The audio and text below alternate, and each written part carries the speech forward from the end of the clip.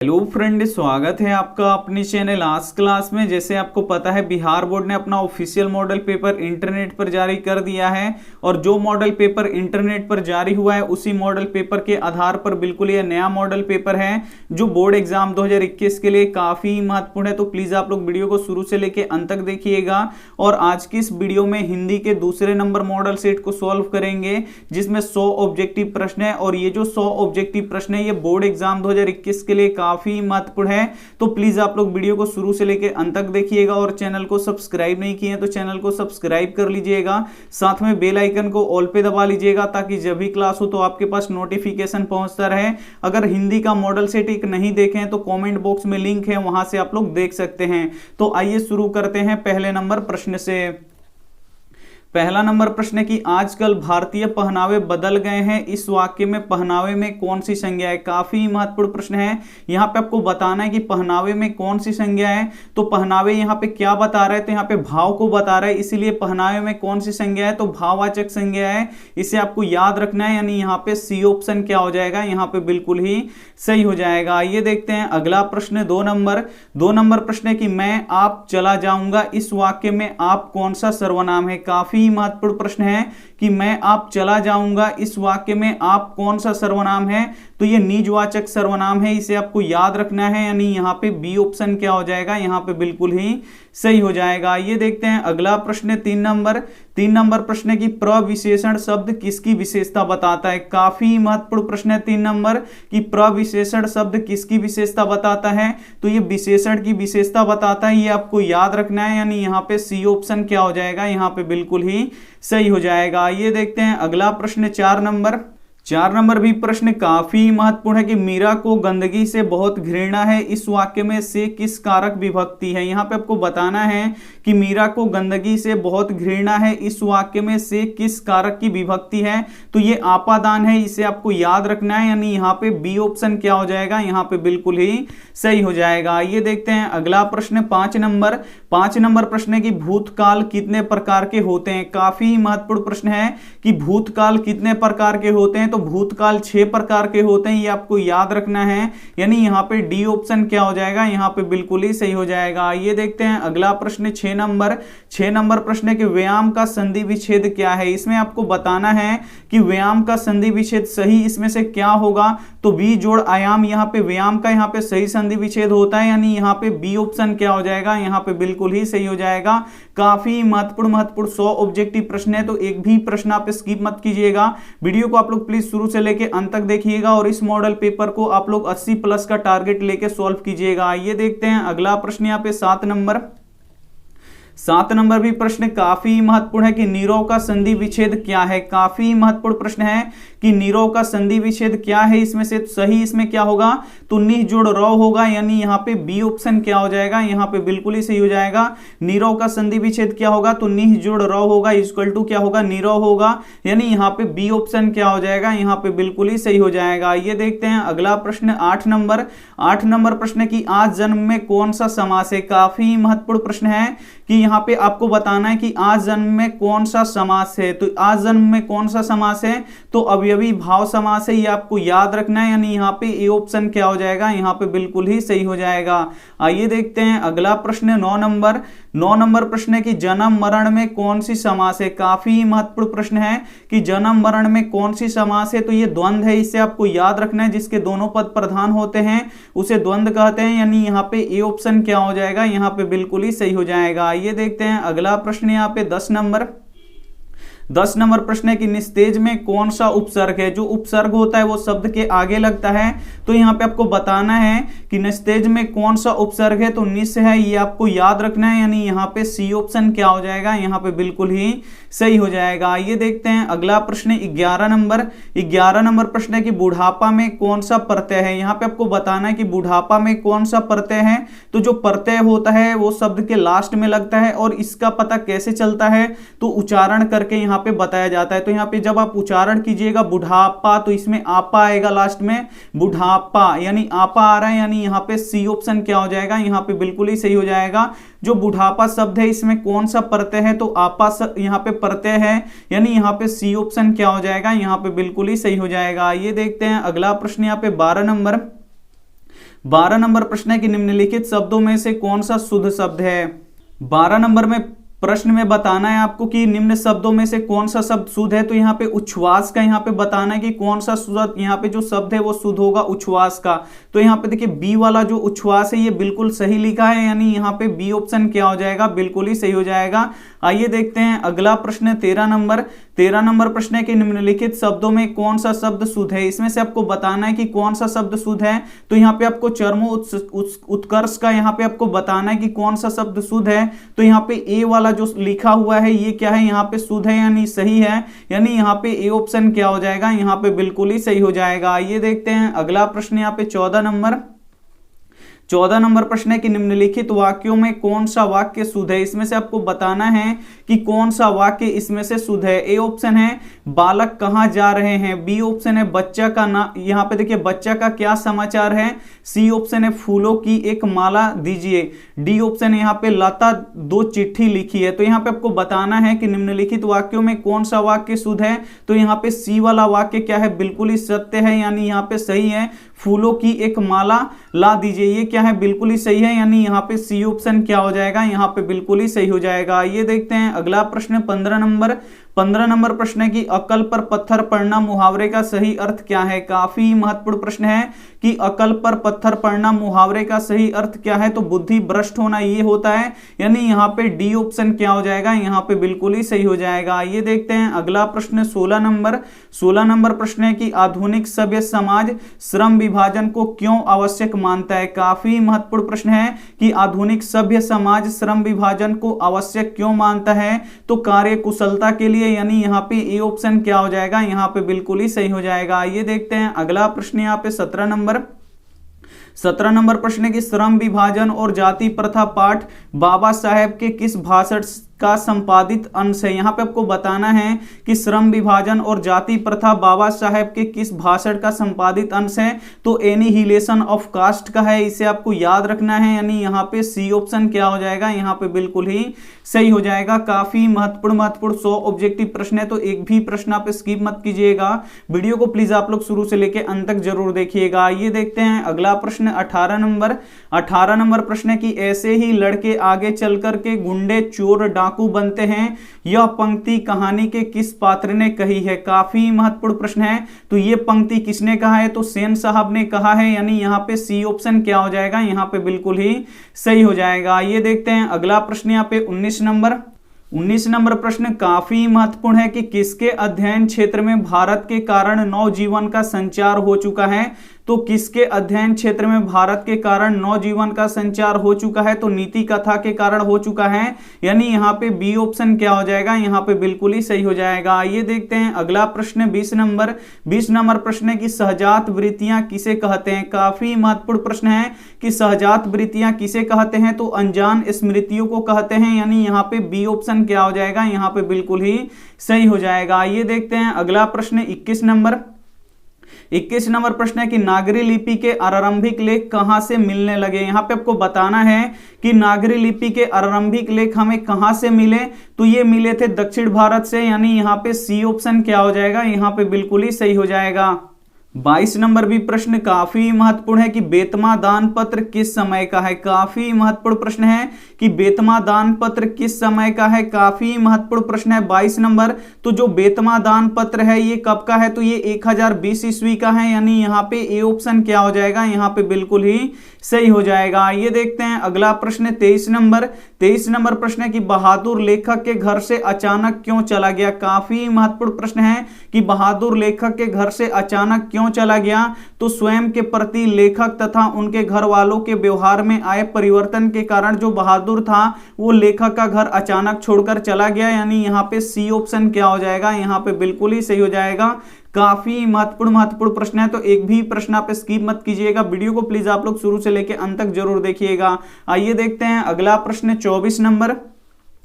24 number प्रश्न है कि साहित्य की परंपरा का पूर्ण ज्ञान किस व्यवस्था में संभव है। काफी महत्वपूर्ण प्रश्न है कि साहित्य की परंपरा का पूर्ण ज्ञान किस व्यवस्था में संभव है। तो समाजवादी व्यवस्था में संभव है, यानी यहाँ पे सी ऑप्शन क्या हो जाएगा, यहाँ पे बिल्कुल ही सही हो जाएगा। ये देखते हैं अगला प्रश्न 25 नंबर। 25 नंबर प्रश्न है कि पंडित बिरजू महाराज का जन्म कब हुआ। काफी महत्वपूर्ण प्रश्न है कि पंडित बिरजू महाराज का जन्म कब हुआ, तो 4 फरवरी 1938 को हुआ। इसे आपको याद रखना है, यानी यहाँ पे ए ऑप्शन क्या हो जाएगा, यहाँ पे बिल्कुल ही सही हो जाएगा। ये देखते हैं अगला प्रश्न यहाँ पे 26 नंबर प्रश्न है कि ल मादा मोजेल द अविन्यो किसकी कृति है। काफी महत्वपूर्ण प्रश्न है कि ल मादा मोजेल द अविन्यो किसकी कृति है, तो ये पिकासो की कृति है, ये आपको याद रखना है। काफी महत्वपूर्ण प्रश्न है, यानी यहाँ पे बी ऑप्शन क्या हो जाएगा, यहाँ पे बिल्कुल ही सही हो जाएगा। ये देखते हैं अगला प्रश्न 27 नंबर प्रश्न है कि ला शत्रुज का धार्मिक उपयोग कब से कब तक होता रहा। काफी महत्वपूर्ण प्रश्न है कि ला शत्रुज का धार्मिक उपयोग कब से कब तक होता रहा, तो 14वीं सदी से फ्रेंच की क्रांति तक होता रहा, यानी यहाँ पे डी ऑप्शन क्या हो जाएगा, यहाँ पे बिल्कुल ही सही हो जाएगा। काफी महत्वपूर्ण प्रश्न है, तो एक भी प्रश्न आप स्किप मत कीजिएगा, वीडियो को प्लीज आप लोग शुरू से लेकर अंत तक जरूर देखिएगा। आइए देखते हैं अगला प्रश्न यहाँ पे 28 नंबर प्रश्न है कि मछली कहानी में किस वर्ग का चित्रण है। काफी महत्वपूर्ण प्रश्न है कि मछली कहानी में किस वर्ग का चित्रण है, तो निम्न मध्यम वर्गीय का यहाँ परिवार का चित्रण है, ये आपको याद रखना है, यानी यहाँ पे सी ऑप्शन क्या हो जाएगा, यहाँ पे बिल्कुल ही सही हो जाएगा। ये देखते हैं अगला प्रश्न 29 नंबर प्रश्न है कि बिस्मिल्लाह खां के साथ किस मुस्लिम पर्व का नाम जुड़ा हुआ है। काफी महत्वपूर्ण प्रश्न है कि बिस्मिल्लाह खां के साथ किस मुस्लिम पर्व का नाम जुड़ा हुआ है, तो मुहर्रम पर्व का नाम जुड़ा हुआ है, ये आपको याद रखना है, यानी यहाँ पे डी ऑप्शन क्या हो जाएगा, यहाँ पे बिल्कुल ही सही हो जाएगा। ये देखते हैं अगला प्रश्न यहाँ पे 30 नंबर प्रश्न है कि महात्मा गांधी के अनुसार उदात्त व बढ़िया शिक्षा क्या है। काफी महत्वपूर्ण प्रश्न है कि महात्मा गांधी के अनुसार उदात्त व बढ़िया शिक्षा क्या है, तो अहिंसक प्रतिरोध, यानी यहाँ पे सी ऑप्शन क्या हो जाएगा, यहाँ पे बिल्कुल ही सही हो जाएगा। आइए देखते हैं अगला प्रश्न यहाँ पे 31 नंबर प्रश्न है कि वाणी कब 20 के समान हो जाती है। काफी महत्वपूर्ण प्रश्न है कि वाणी कब 20 के समान हो जाती है, तो राम नाम के बिना जो वाणी है ये 20 के समान हो जाती है, यानी यहाँ पे ए ऑप्शन क्या हो जाएगा, यहाँ पे बिल्कुल ही सही हो जाएगा। ये देखते हैं अगला प्रश्न 32 नंबर प्रश्न है कि रसखान के रचना काल के समय किसका राज्य काल था। काफी महत्वपूर्ण प्रश्न है कि रसखान के रचना काल के समय किसका राज्य काल था, तो जहांगीर का राज्य काल था, ये आपको याद रखना है, यानी यहाँ पे सी ऑप्शन क्या हो जाएगा, यहाँ पे बिल्कुल ही सही हो जाएगा। आइए देखते हैं अगला प्रश्न यहाँ पे 33 नंबर भी प्रश्न काफी महत्वपूर्ण है कि कवि ने पर्जन्य किसे कहा है। काफी महत्वपूर्ण प्रश्न है कि कवि ने पर्जन्य किसे कहा है, तो बादल को कहा है, इसे आपको याद रखना है, यानी यहाँ पे सी ऑप्शन क्या हो जाएगा, यहाँ पे बिल्कुल ही सही हो जाएगा। ये देखते हैं अगला प्रश्न 34 नंबर प्रश्न है कि प्रेमधन अपना आदर्श किसे मानते थे। काफी महत्वपूर्ण प्रश्न है कि प्रेमधन अपना आदर्श किसे मानते थे, तो भारतेंदु हरिश्चंद्र को मानते थे, ये आपको याद रखना है, यानी यहाँ पे डी ऑप्शन क्या हो जाएगा, यहाँ पे बिल्कुल ही सही हो जाएगा। काफी महत्वपूर्ण 100 ऑब्जेक्टिव प्रश्न है, तो एक भी प्रश्न आप स्किप मत कीजिएगा, वीडियो को प्लीज आप लोग शुरू से लेकर अंत तक जरूर देखिएगा। ये देखते हैं अगला प्रश्न 35 नंबर प्रश्न है कि भारत मां का श्रेष्ठ मुख की तुलना कवि ने किससे की है। काफी महत्वपूर्ण प्रश्न है ये कि भारत मां के श्रेष्ठ मुख की तुलना कवि ने किससे किया है, तो छाया युक्त चंद्र से किया है, ये आपको याद रखना है, यानी यहाँ पे डी ऑप्शन क्या हो जाएगा, यहाँ पे बिल्कुल ही सही हो जाएगा। ये देखते हैं अगला प्रश्न यहाँ पे 36 नंबर प्रश्न है कि मिट्टी की अबोध मूर्ति कौन है। यहाँ पे आपको बताना है कि मिट्टी की अबोध मूर्ति कौन है, तो ये जनता है, इसे आपको याद रखना है, यानी यहाँ पे बी ऑप्शन क्या हो जाएगा, यहाँ पे बिल्कुल ही सही हो जाएगा। आइए देखते हैं अगला प्रश्न 37 नंबर प्रश्न है कि हिरोशिमा कवि किसका चित्रण करती है। काफी महत्वपूर्ण प्रश्न है कि हिरोशिमा कविता किसकी चित्रण करती है। काफी महत्वपूर्ण प्रश्न है, तो ये चित्रण करती है आधुनिक सभ्यता की दुर्दांत मानवीय विभीषिका का। यहाँ पे आपको यहाँ पे यह क्या हो जाएगा, डी ऑप्शन क्या हो जाएगा, बिल्कुल ही सही हो जाएगा। ये देखते हैं अगला प्रश्न 38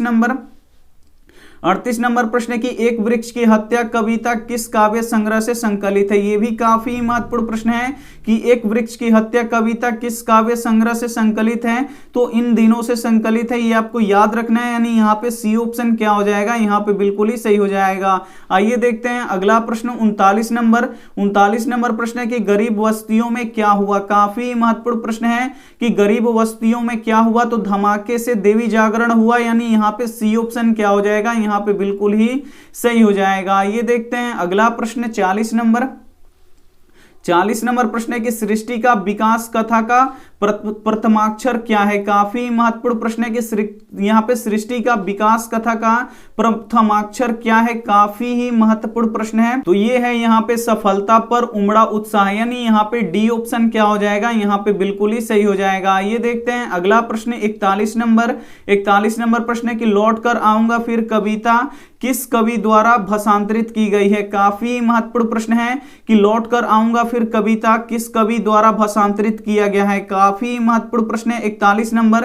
तो ये किस कवि के द्वारा ये भाषांतरित किया गया है? तो प्रयाग शुक्ल के द्वारा किया गया है, यानी यहाँ पे सी ऑप्शन क्या हो जाएगा? यहाँ पे बिल्कुल ही सही हो जाएगा। ये देखते हैं अगला प्रश्न 42 नंबर प्रश्न है कि मेरे बिन तुम प्रभु किस भाषा से अनुवाद है? यहाँ पे आपको बताना है कि मेरे बिन तुम प्रभु किस भाषा से अनुवाद है। तो ये जर्मनी भाषा से अनुवादित है, यानी यहाँ पे बी ऑप्शन क्या हो जाएगा? यहाँ पे बिल्कुल ही सही हो जाएगा। ये देखते हैं अगला प्रश्न 43 नंबर प्रश्न है कि दही वाली मंगमा कहानी किस लेखक के द्वारा रचित है? यहाँ पे आपको बताना है कि दही वाली मंगमा कहानी किस लेखक के द्वारा रचित है। तो ये श्रीनिवास के द्वारा रचित है, इसे आपको याद रखना है, यानी यहाँ पे ए ऑप्शन क्या हो जाएगा? यहाँ पे बिल्कुल ही सही हो जाएगा। ये देखते हैं अगला प्रश्न 44 नंबर प्रश्न है कि मंगमा की बहू का क्या नाम है? काफी महत्वपूर्ण प्रश्न है कि मंगमा की बहू का नाम क्या है? तो नजमा है, ये आपको याद रखना है, यानी यहाँ पे ए ऑप्शन क्या हो जाएगा? यहाँ पे बिल्कुल ही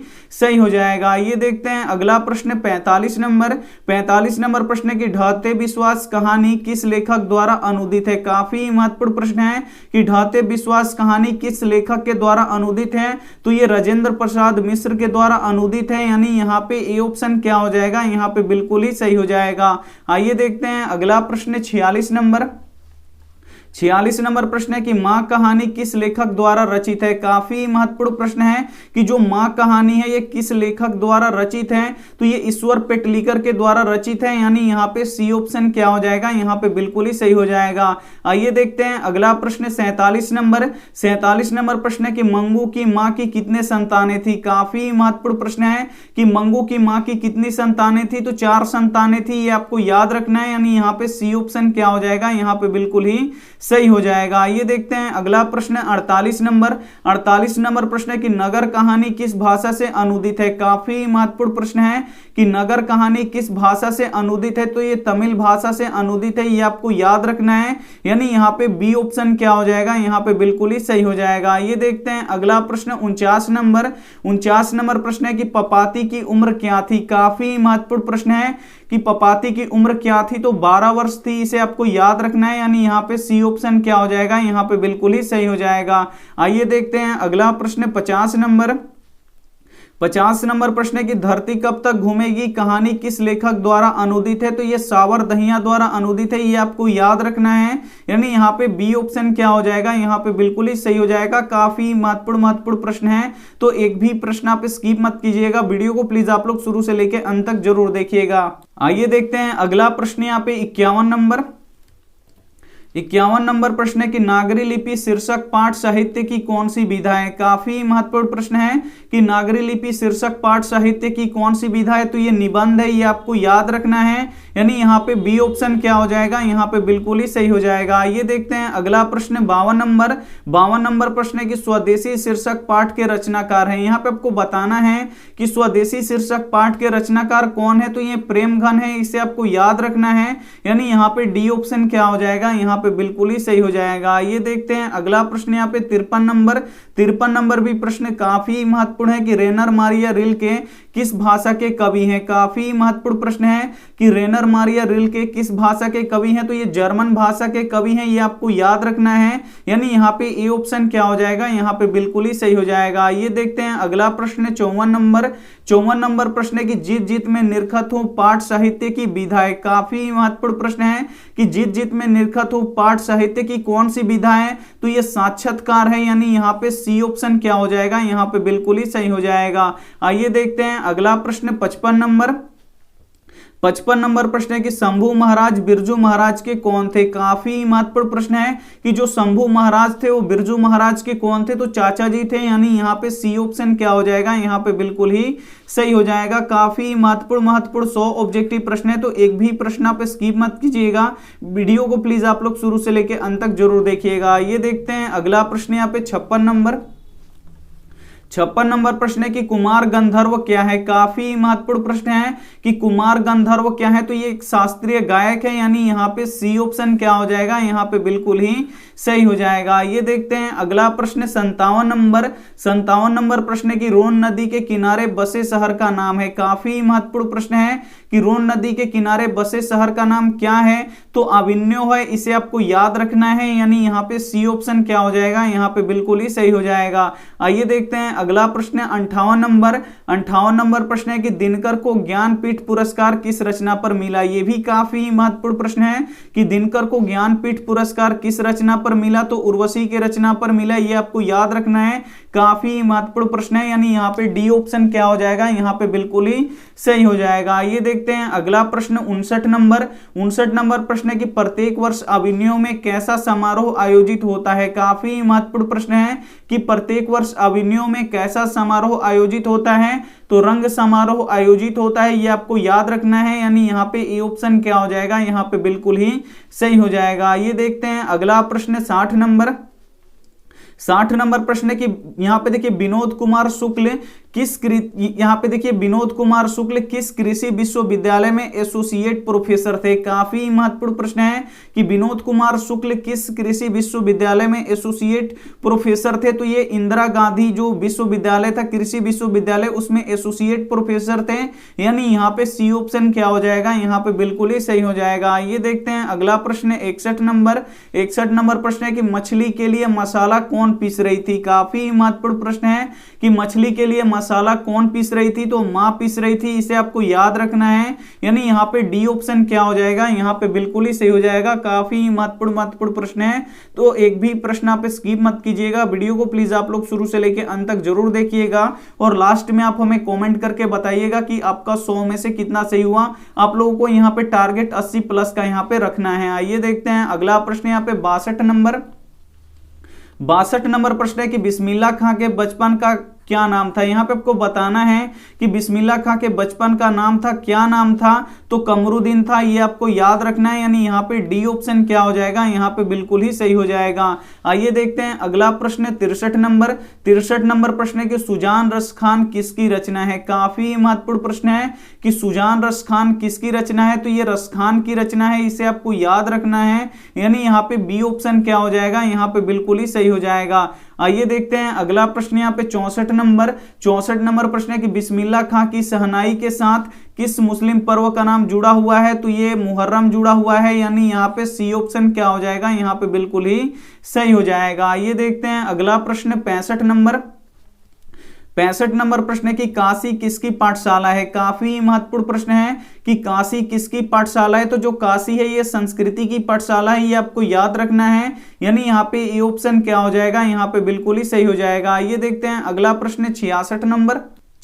नंबर भी प्रश्न काफी महत्वपूर्ण है कि कौन चाहते थे कि सभी देशों की संस्कृति की हवा उनके घर के पास बहती रहे। काफी महत्वपूर्ण प्रश्न है, तो कौन चाहते थे कि सभी देशों की संस्कृति की हवा उनके घर के पास बहती रहे, तो ये महात्मा गांधी जी चाहते थे, यानी यहाँ पे सी ऑप्शन क्या हो जाएगा, यहाँ पे बिल्कुल ही सही हो जाएगा। ये देखते हैं अगला प्रश्न 67 नंबर प्रश्न है कि गुरु नानक का जन्म लाहौर के किस ग्राम में हुआ था। काफी महत्वपूर्ण प्रश्न है कि गुरु नानक का जन्म लाहौर के किस ग्राम में हुआ था, तो तलवंडी ग्राम में हुआ था, इसे आपको याद रखना है, यानी यहाँ पे ए ऑप्शन क्या हो जाएगा, यहाँ पे बिल्कुल ही सही हो जाएगा। ये देखते हैं अगला प्रश्न यहाँ पे 68 नंबर प्रश्न है कि मछली शीर्षक कहानी में दीदी के प्रेमी का क्या नाम था। काफी महत्वपूर्ण प्रश्न है कि मछली शीर्षक कहानी में दीदी के प्रेमी का नाम क्या था, तो नरेन था, ये आपको याद रखना है, यानी यहाँ पे डी ऑप्शन क्या हो जाएगा, यहाँ पे बिल्कुल ही सही हो जाएगा। आइए देखते हैं अगला प्रश्न यहाँ पे 69 नंबर प्रश्न है कि शेक्सपियर किस भाषा के कवि हैं। काफी महत्वपूर्ण प्रश्न है कि शेक्सपियर किस भाषा के कवि हैं, तो ये अंग्रेजी भाषा के कवि हैं, ये आपको याद रखना है, यानी यहाँ पे डी ऑप्शन क्या हो जाएगा, यहाँ पे बिल्कुल ही सही हो जाएगा। आइए देखते हैं अगला प्रश्न 70 नंबर प्रश्न है कि रसूलन बाई थी। यहाँ पे आपको बताना है कि रसूलन बाई क्या थी, तो रसूलन बाई गायिका थी, इसे आपको याद रखना है, यानी यहाँ पे सी ऑप्शन क्या हो जाएगा, यहाँ पे बिल्कुल ही सही हो जाएगा। ये देखते हैं अगला प्रश्न यहाँ पे 71 71 नंबर प्रश्न है कि निराला की साहित्य साधना के रचनाकार हैं। काफी महत्वपूर्ण प्रश्न है कि निराला की साहित्य साधना के रचनाकार कौन है, तो रामविलास शर्मा है। इसे आपको याद रखना है, यानी यहाँ पे डी ऑप्शन क्या हो जाएगा, यहाँ पे बिल्कुल ही सही हो जाएगा। आइए देखते हैं अगला प्रश्न 72 नंबर प्रश्न है कि रामायण की रचनाकार यहाँ पे देखिए रामायण की रचना किस भाषा में है। काफी महत्वपूर्ण प्रश्न है कि रामायण की रचना किस भाषा में है, तो ये संस्कृत भाषा में है। इसे आपको याद रखना है, यानी यहाँ पे ए ऑप्शन क्या हो जाएगा, यहाँ पे बिल्कुल ही सही हो जाएगा। ये देखते हैं अगला प्रश्न 73 नंबर प्रश्न है कि अमरकांत लिखित कहानी का नाम है। यहाँ पे आपको बताना है कि अमरकांत द्वारा लिखित कहानी का नाम क्या है, तो बहादुर है। इसे आपको याद रखना है, यानी यहाँ पे डी ऑप्शन क्या हो जाएगा, यहाँ पे बिल्कुल ही सही हो जाएगा। काफी महत्वपूर्ण 100 ऑब्जेक्टिव प्रश्न है ये, जो बोर्ड एग्जाम 2021 के लिए काफी महत्वपूर्ण है। तो प्लीज आप लोग वीडियो को शुरू से लेके अंत तक देखिएगा और लास्ट में आप हमें कमेंट करके बताइएगा कि आपका कितना सही हुआ। ये देखते हैं अगला प्रश्न यहाँ पे 74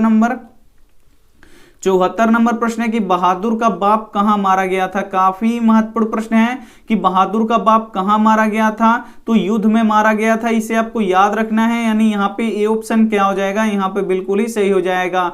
आइए देखते हैं अगला प्रश्न 75 नंबर प्रश्न है कि द्विवेदी जी से किसने पूछा था नाखून क्यों बढ़ते हैं। काफी महत्वपूर्ण प्रश्न है कि द्विवेदी जी से किसने पूछा था कि नाखून क्यों बढ़ते हैं, तो लड़की ने पूछा था। इसे आपको याद रखना है, यानी यहाँ पे बी ऑप्शन क्या हो जाएगा, यहाँ पे बिल्कुल ही सही हो जाएगा।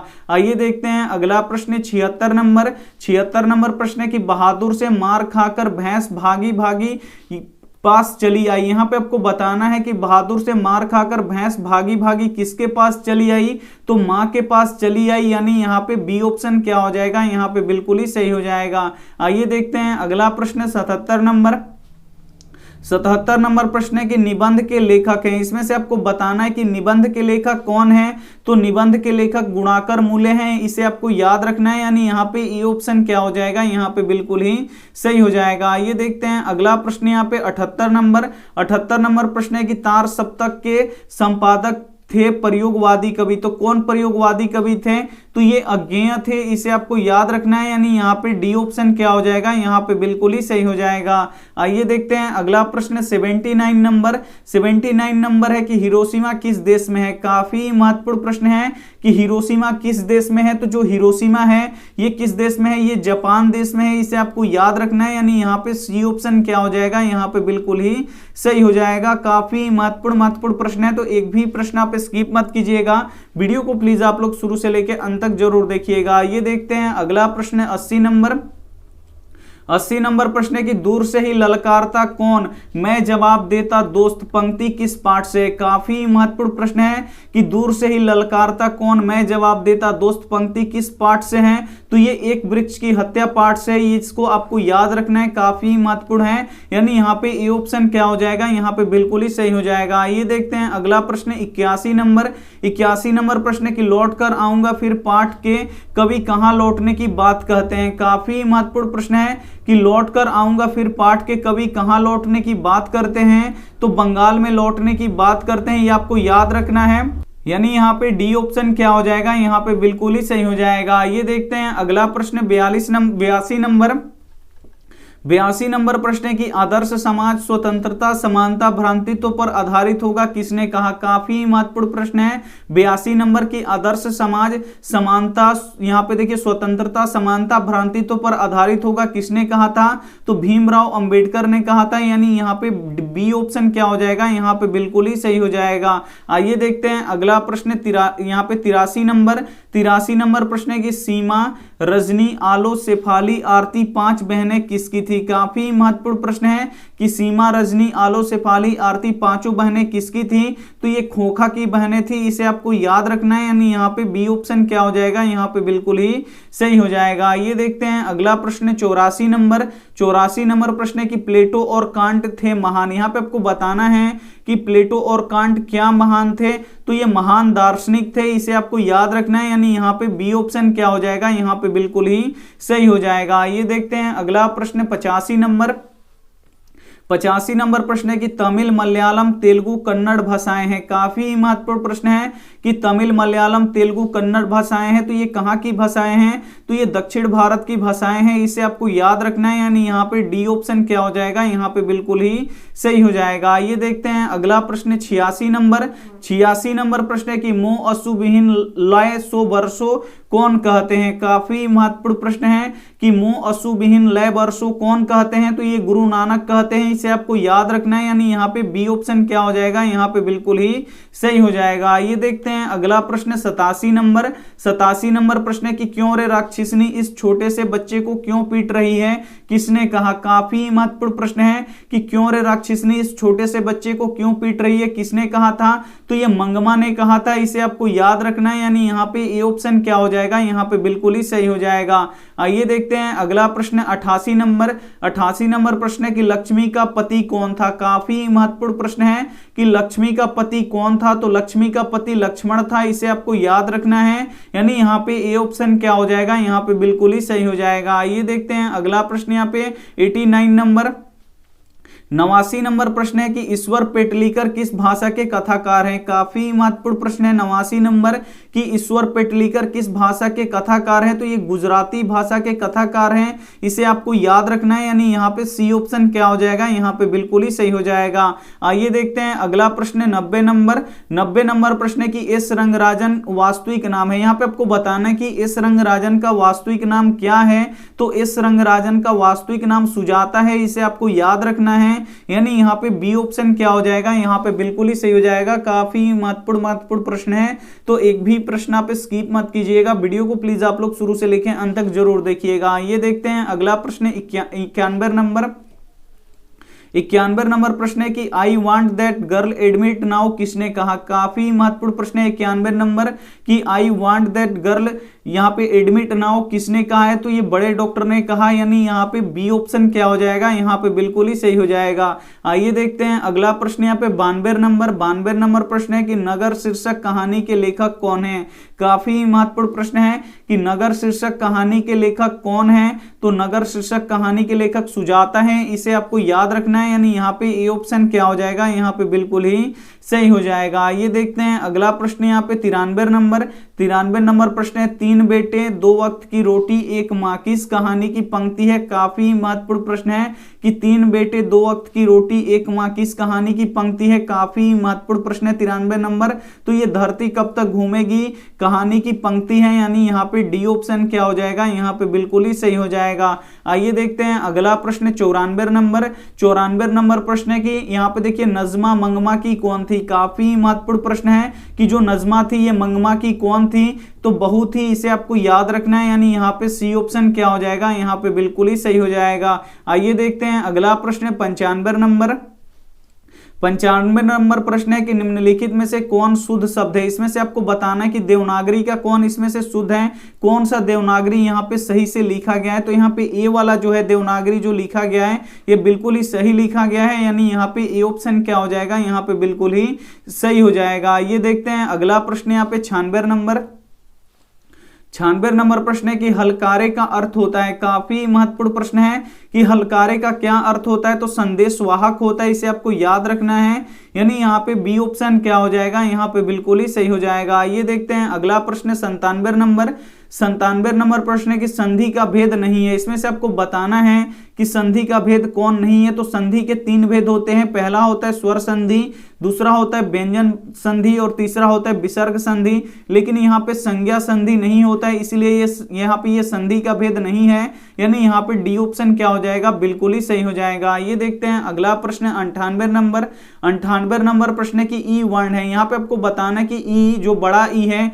ये कैसा वर्ण है? तो ये दीर्घ स्वर है। इसे आपको याद रखना है, यानी यहाँ पे बी ऑप्शन क्या हो जाएगा? यहाँ पे बिल्कुल ही सही हो जाएगा। ये देखते हैं अगला प्रश्न यहाँ पे 99 नंबर प्रश्न है कि उच्चारण का सही संधि विच्छेद है। यहाँ पे आपको उच्चारण का सही संधि विच्छेद बताना है कि उच्चारण का सही संधि विच्छेद क्या होगा। तो उच्चारण का सही संधि विच्छेद क्या होगा? तो उत्तजोच्चारण होगा, यानी यहाँ पे बी ऑप्शन क्या हो जाएगा? यहाँ पे बिल्कुल ही सही हो जाएगा। आइए देखते हैं अगला प्रश्न 100 नंबर प्रश्न है कि सात्विक का यहाँ पे विपरार्थी शब्द है। यहाँ पे आपको बताना है कि सात्विक का यहाँ पे विपरार्थिक शब्द यानी उल्टा शब्द बताना है तो यहाँ पे तमासिक होता है, ये आपको याद रखना है। यानी यहाँ पे सी ऑप्शन क्या हो जाएगा, यहाँ पे बिल्कुल ही सही हो जाएगा। आप यहाँ पे 100 ऑब्जेक्टिव प्रश्न सॉल्व कर चुके हैं हिंदी का। अब आप हमें कमेंट करके बता दीजिए कि आपका 80 प्लस आया या नहीं आया। जिनका यहाँ पे 80 प्लस आया है ईमानदारी से, उनका यहाँ पे देखिए जो 100 ऑब्जेक्टिव प्रश्न रहेगा उसमें से मात्र 50 ही बनाना है, तो उनका 50 में 50 100% आएगा। अगर यहाँ पे 80 प्लस आया है तो वहां पे आप लोग फाइनल बोर्ड परीक्षा में आपका 50 में से 50 आएगा ही आएगा, ये हमारा गारंटी है। लिख के दे देते हैं जिनका 80 प्लस आया है। और जिनका यहाँ पे देखिए 60 से कम आया है वो थोड़ी सी मेहनत और करेंगे तो उनकी भी यहाँ पे तैयारी काफी अच्छी हो जाएगी। अगर यहाँ पे देखिए यहाँ पे होमवर्क प्रश्न नहीं है, यहाँ पे नहीं लिख पाए हैं, और यहाँ पे देखिए वीडियो अच्छी लगी है तो वीडियो को आप लोग जरूर लाइक कर दीजिएगा, अपने दोस्तों के पास इस वीडियो को जरूर शेयर कीजिएगा। चैनल को सब्सक्राइब नहीं किए हैं तो चैनल को सब्सक्राइब करके साथ में बेल आइकन को ऑल पे दबा लीजिएगा, ताकि जब भी क्लास हो तो आपके पास नोटिफिकेशन पहुंचता रहे।